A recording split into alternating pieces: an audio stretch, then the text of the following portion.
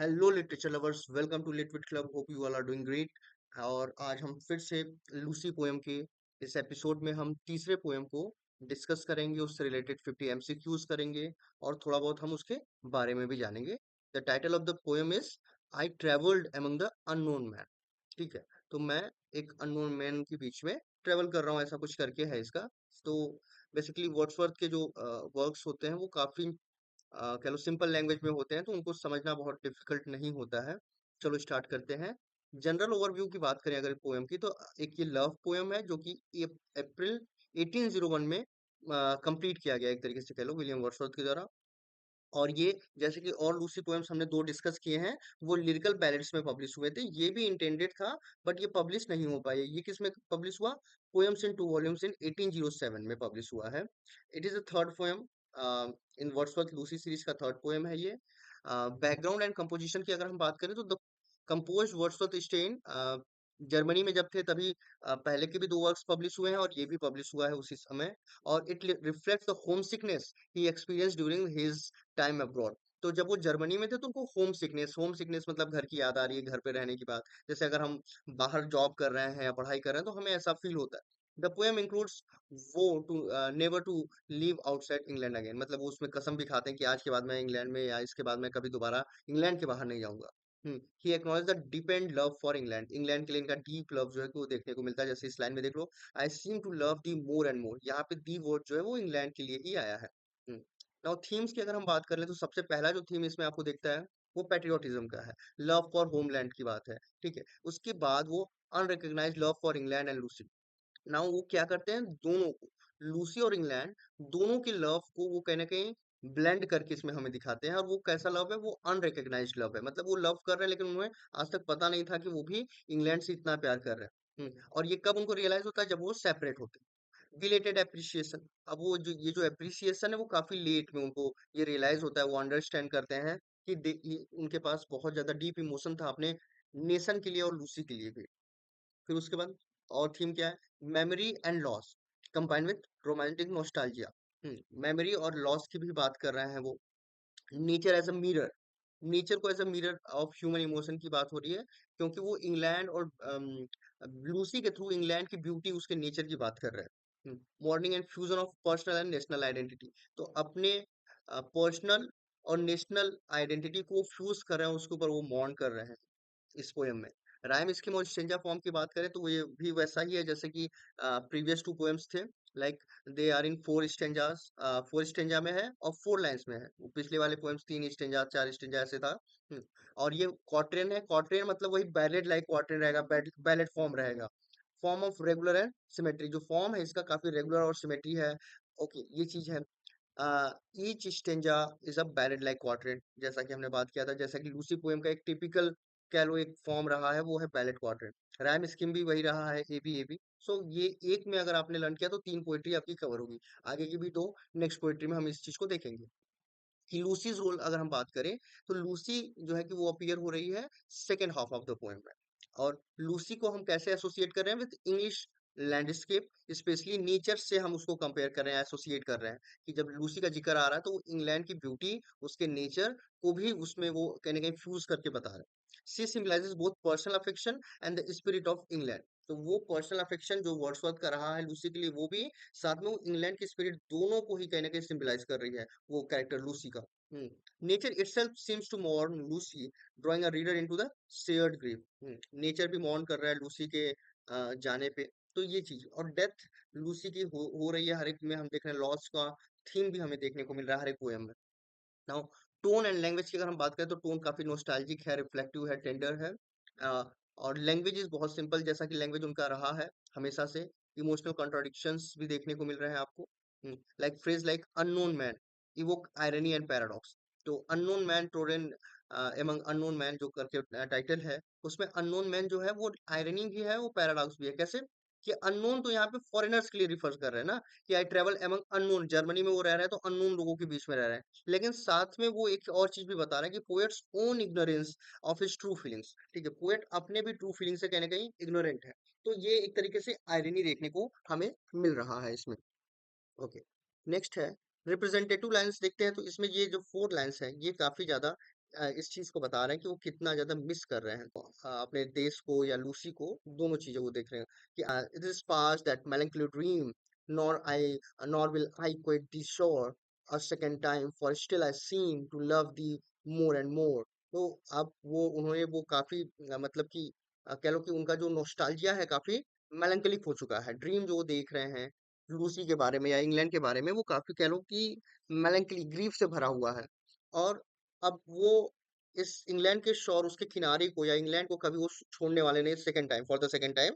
और वो जितना ज्यादा वो इस चीज को सोच रहे हैं, वो देख रहे हैं कि वो और ज्यादा उसको प्यार करते जा रहे हैं। So this is resolution to stay in England. ठीक है, ये भी रिफ्लेक्ट करा कि अब वो रिजॉल्व हो चुके हैं कि मुझे इंग्लैंड में ही रहना है, और उनका ग्रोइंग अफेक्शन दिखा रहा है इंग्लैंड के लिए, लूसी के लिए। ओके, तो स्टार्ट करते हैं यहाँ से हम क्वेश्चंस को सॉल्व करना। So the very first question is what is the central theme of I travelled among unknown man. तो सेंट्रल थीम अगर इसका हम देखते हैं तो पेट्रियोटिज्म और लॉस ही देखने को मिलता है हमें। सेकंड है what does the speaker regret in the poem. तो रिग्रेट किस चीज का है कि इतना दिन से इतना दूर रहा इंग्लैंड से, having travelled away from England, वो चीज देखने को मिल रहा है। Where the poem compose, poem कहाँ कंपोज है, तो वो जर्मनी में कंपोज है। The unknown man mentioned in the title refers to, किससे रिफर कर रहा है, तो फॉरेनर्स इन यूरोप, यूरोप के जो फॉरेनर्स हैं उनके ऊपर बात हो रही है ये। In which collection I was travelled among the unknown man publish. Unknown man ये जो पोएम है वो किसमें पब्लिश हुआ है, तो मैक्सिमम पोएम्स वैसे लूसी की लिरिकल बैलेट्स में पब्लिश हुई हैं, बट ये पोएम पोएम्स इन 2 वॉल्यूम्स में 1807 में हाँ पब्लिश हुई है। In line and now for the first time I felt. ठीक है, तो ये क्या लाइन सजेस्ट कर रहा है, तो a deepened understanding of England. Which river is mentioned in the poem, poem में कौन सा रिवर मेंशन्ड है, तो वो हमेशा जान लो डोव रिवर के आसपास कहीं ना कहीं वो रिसाइड कर रही है रूसी, तो उससे ही रिलेटेड है। हमने ये प्रीवियस वीडियो में भी डिस्कस किया है। What emotional tone best describe the poem, poem में जो ये इमोशनल टोन है वो रिफ्लेक्टिव है, हम चीजों को नोस्टाल्जिक रूप में देख रहे हैं, याद कर रहे हैं। How is England described in the poem, England को कैसे डिस्क्राइब किया गया है, तो ब्यूटीफुल एंड बिलवेड, ऐसे हम देखते हैं ना उसमें। What literary device dominates in the structure of the poem, free verse में लिखा, नहीं नहीं नहीं, ये लिखा हुआ है बैलेड में। बैलेड स्टेंजा हमने बात किया था कि अभी तक के तीनों हमारे पोएम्स जो है बैलेड फॉर्म मतलब 4 लाइन्स में लिखे गए हैं, एक स्टेंजा 4 लाइन का है। नेक्स्ट क्वेश्चन है what depends the poets love for England in the poem, poem में पोएट का लव फॉर इंग्लैंड वो किस चीज से और ज्यादा डिप हो रहा है, तो वो हो रहा है Lucius death and association with the land, उससे उनका ये जो प्यार है और डिपेंड हो रहा है। Which of these best define structure of the poem, poem के स्ट्रक्चर को सबसे अच्छा कौन डिफाइन कर रहा है, तो ये है ballad like quatrains. The line this past that melancholy dream signifies, जो स्टार्टिंग उसमें हमने डिस्कस किया है, this past that melancholy dreams signifies, तो ये क्या सिग्निफाई करा, तो ending a phase of mourning. ठीक है, मॉर्निंग का एक फेज जो है कि वो खत्म हो रहा है, और वो लव फॉर हिज कंट्री वो और ज्यादा कह लो डिपेंड हो रहा है। Why Lucy is significant in the poem, poem में लूसी क्यों इतनी सिग्निफिकेंट है, तो she represent personal loss and national love, वो दोनों चीजों को रिप्रेजेंट करे, इसलिए वो ज्यादा इंपॉर्टेंट है। हाँ, नेक्स्ट क्वेश्चन है कि what does the poet say about Lucy's burial, Lucy के बरियल के बारे में पोएट का क्या कहना है, तो सी रेस्ट इन इंग्लिश अर्थ या इंग्लैंड्स अर्थ। नेक्स्ट क्वेश्चन है कि Wordsworth romanticism is evident in, जो तो वर्ड्सवर्थ का जो रोमांटिसिज्म है वो किस चीज में ज्यादा देखने को मिलता है, तो his nature and emotion centred reflection. Okay, तो नेचर और इनकी इमोशन जो कि रिफ्लेक्शंस में कहीं ना कहीं सेंटर्ड है, उस चीज से हमें देखने को मिलता है। ओके, नेक्स्ट क्वेश्चन है the poem reveals Wordsworth awakening love for England, England के लिए उनका जो प्यार जो उमड़ के आ रहा है बाहर, वो दिखा रहा है। Her ways were ever known to him, her ways were ever known to him, means क्या है, the poet was deeply connected with Lucy। यही चीज है। I traveled among unknown men in lands beyond the sea implies, तो ये क्या चीज बता रहा है कि I traveled among unknown men in lands beyond the sea, तो ये क्या इम्प्लाई कर रहा है, तो ये एलियनेशन फ्रॉम फॉरेन लैंड्स, ये चीज कर रहा है।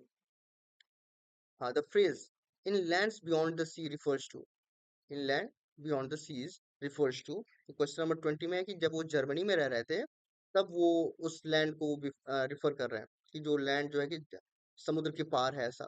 What does Lucy symbolizes in the poem, Lucy England और उसके स्पिरिट को सिंबलाइज कर रही है। Which line reveals the speakers renewed affection for England, I could not leave without the. ये लाइन में कहीं ना कहीं वो दिखा रहा है कि मैं तुम्हारे बिना नहीं रह सकता हूँ इंग्लैंड। तो ये उनके कहीं ना कहीं उसका जो अफेक्शन है अपने नेशन के लिए वो दिख रहा है इसमें। The poem ends on the note of, poem जो है कि वो किस नोट के साथ एंड होता है, तो वो कहना कि रिकंसिलिएशन है, कि हमें वापस जाना है England. When she I love look every day, so suggest, ये किस चीज को सजेस्ट करा है कि when she I love look every day, तो ये Lucy constant present in nature. Okay, Lucy भले ही मर चुकी है लेकिन वो इंग्लैंड के नेचर में, वहाँ के इन्वायरमेंट में, वहाँ के सराउंडिंग्स में हर जगह वो प्रेजेंट है। Which romantic idea is central in the poem, poem में कौन सा रोमांटिक आइडिया आपको देखने को मिलता है, तो वो है nature and emotion as a source of truth. Nature and emotion as a source of truth. Next question है, among thy mountains did I feel the joy of my desire reflects nature's role in personal joy. hmm. This is the right answer. Next है, how does speaker feels upon returning to England, जब वो England आ रहा है तो वो कैसा उसको feel हो रहा है, तो उसको जॉयफुल तो लग रहा है लेकिन साथ में सॉरो भी है कि उसने इतना दिन इंग्लैंड के बाहर गुजारा, अभी उसको रियलाइज हुआ, उसको उसका love for England and love for Lucy वो चीजें बाद में उसको रियलाइज होती है। The poem is autobiographical because, ठीक है, तो पोएम ऑटोबायोग्राफिकल क्यों है, the feeling reflects his personal exile in Germany. तो जब वो जर्मनी में रह रहे थे तो उनका जो पर्सनल एग्जाइल रहा है वो रिफ्लेक्ट हो रहा है इस पोएम में, इस वजह से ऑटोबायोग्राफिकल है। नेक्स्ट है, the primary mode of expression in the poem is, primary mode क्या है, क्या फिलोसॉफिकल है, आर्गुमेंट है, एलोगोरिकल है, जर्नलिस्टिक है, नहीं, इमोशनल रिफ्लेक्शन है। 30 है, the mood off the poem is primarily, mood कैसा है पोएम में, तो वो मेलंकोलिक है और नॉस्टैल्जिक है। What is one of the main contrast in the poem, main contrast poem में क्या है, तो foreign land versus native home land, ठीक है, यही मेन कॉन्ट्रास्ट आपको देखने को मिलता है इस पोएम में। I could not live without the, this is the next question refers to, so this is for England that he couldn't live without him. Okay, without the, this for England, not for Lucy. The morning showed the nights concealed refers to, ये किसके लिए है, तो ये Lucy के routine की बात हो रही है। लूसी के रूटीन की बात हो रही है। The poem reflects Wordsworth's love for English countryside and personal memory. Okay. Next है, what happens to Lucy in the poem, Lucy के साथ क्या होता है पोएम में, तो लूसी को, जैसे कि सब में जानते हैं कि सी इज डिक्लेयर डेथ, ऐसा नहीं होगा, लेकिन यहाँ पे क्या है कि सी सेलिब्रेटेड इन नेचर, ठीक है, वो उसकी डेथ हो चुकी है लेकिन उसको वो सेलिब्रेट कर रहे हैं नेचर के साथ, तो यहाँ पे ये देखने को मिलता है। बाकी दो इससे पहले वाले पोएम में हम उसको डेथ, उसकी डेथ देख रहे हैं। The poem most strongly connects which thing, तो the loss of love with rediscovery of national identity. जो उनका लव लूसी को खोना, लेकिन वो फिर उस चीज को किस में रीडिस्कवर कर रहे हैं, लूसी को नेशनल आइडेंटिटी में, कि लूसी जो है कि इंग्लैंड में हर जगह है। ओके, तो उस चीज से वो उसको कनेक्ट कर पा रहा है। नेक्स्ट है, which poetic tradition influence this poem, इस पोएम को कौन सा पोएटिक ट्रेडिशन इन्फ्लुएंस कर रहा है, so that is English folk ballad. Okay, तो बैलेट का फॉर्म है तो उसी से रिलेटेड है ये। नेक्स्ट क्वेश्चन है, which romantic ideals is least represented in this poem. Okay, तो emotion versus over reason, nature as a teacher, the sublime, industrial advancement, तो इसमें क्या है, सबसे कम किस चीज को रिप्रेजेंट किया, लीस्ट है, तो ये भी रिप्रेजेंट है, ये भी है, ये भी है। इंडस्ट्रियल एडवांसमेंट की बात तो वो करते नहीं, उसके अगेंस्ट में है। जब हम इनका the world is too much with us पढ़ेंगे तो उसमें इस चीज को वो काफी अच्छे से कंडेम करते हैं। Okay. Next question है, the poet says he did not fully realize his love for England until, तो जब वो इस चीज को पूरी तरीके से तब तक नहीं रियलाइज करता है जब तक कि वो ट्रेवल करता है अब्रॉड, जब वो अब्रॉड जाता है तब उसे समझ में आता है, लूसी की डेथ से नहीं। ओके, वो जब ट्रेवल करता है, जर्मनी जाता है, तब उसे समझ में आता है कि कितना ज्यादा वो अपने नेशन लूसी को लव करता है। नेक्स्ट है, द पोएम्स की टोन शिफ्ट हैपेंस, ठीक है, तो उसमें डेथ जो है कि शिफ्ट पोएम में कब देखने को हमें मिलता है, जब वो when he associates Lucy death with England's landscape, जब वो लूसी के डेथ को इंग्लैंड के लैंडस्केप के साथ क्या करता है, फ्यूज करता है, उसके साथ जोड़ता है, तब उसे एक टोन में शिफ्ट देखने को हमें पोएट्री में देखने को मिलती है। The love I bore to thee is directed towards, ठीक है, तो ये जो लव जो वो उसके पास है वो किससे कहीं ना कहीं एसोसिएट है डायरेक्ट, तो वो इंग्लैंड से है। यहाँ पे लूसी और इंग्लैंड कंफ्यूज करने वाला रहेगा, तो कभी लूसी है कभी इंग्लैंड है, तो हम कंट्री की ही बात कर रहे हैं। लूसी उससे हम एसोसिएट करते रहे लूसी को, बट हम बात किसकी कर रहे हैं, इंग्लैंड की कंट्री की बात कर रहे हैं। The poets relation with Lucy is, poet का जो रिलेशन है लूसी के साथ, रिलेशनशिप है लूसी के साथ, वो कैसा है? हम्म, तो डीप बट अनडिफाइंड है। कैसा है? वो डीप है लेकिन कैसा है, वो अनडिफाइंड है। जैसे लूसी के बारे में वो कौन पर्सन है पूरी लाइफ वो नहीं बताते हैं किसी को, उस पे वो शांत रहते हैं, तो हमें पता ही नहीं चलता है कि लूसी एक्चुअली है कौन। कभी डोरोथी वर्ड्सवर्थ का नाम आता है, कभी पेगी हचिंसन का नाम आता है। उनकी एक, देखो, मैरी हचिंसन उनकी वाइफ रही हैं। पैगी हचिंसन जो है कि उनकी फर्स्ट लव रही होंगी, ठीक है, एक मतलब कि वन साइडेड लव या जैसा भी कह लो, जो कि बाद में उनको रियलाइज होता है उस चीज को कि वो उससे भी लव कर रहे हो। How does the poet describe Lucy's daily life? Lucy के डेली लाइफ को वो कैसे डिस्क्राइब कर रहे हैं? तो देखो, जब भी लूसी की बात आएगी तो वो लोनली और पोएटिक, या अकेले रह रही है, आइसोलेशन में रह रही है, अननोटिस्ड है, ये सब चीजें ही उसके लिए आएंगी। Which aspect of romanticism is most evident in the poem? Poem में कौन सा रोमांटिसिज्म का एस्पेक्ट सबसे ज्यादा देखने को मिलता है? तो that is individual emotion and attachment to nature. Nature के साथ उसका अटैचमेंट और इंडिविजुअल इमोशन की बात दोनों ही आपको देखने को मिलता है हर एक पोएट्री में इनके। Okay, next question is the joy of my desire likely refers to. तो जॉय ऑफ माई डिजायर मतलब वो लूसी की बात कर रहे हैं कि वो कहीं ना कहीं हर जगह है, और यही कह लो कि मेरे लिए एक जॉय है। What enhances speakers national feeling? तो क्या लूसी का जो प्रेजेंस है इंग्लैंड में, वो हर एक जगह है, वो कहीं ना कहीं इस चीजों को इन्हांस कर रहा है ना, उनके नेशनल फीलिंग को।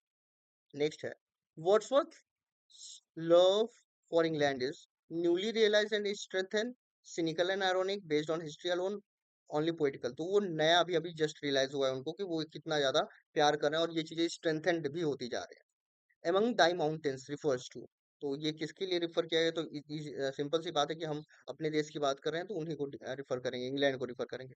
The poem was published in, poem come published हुआ है? तो 1807 में।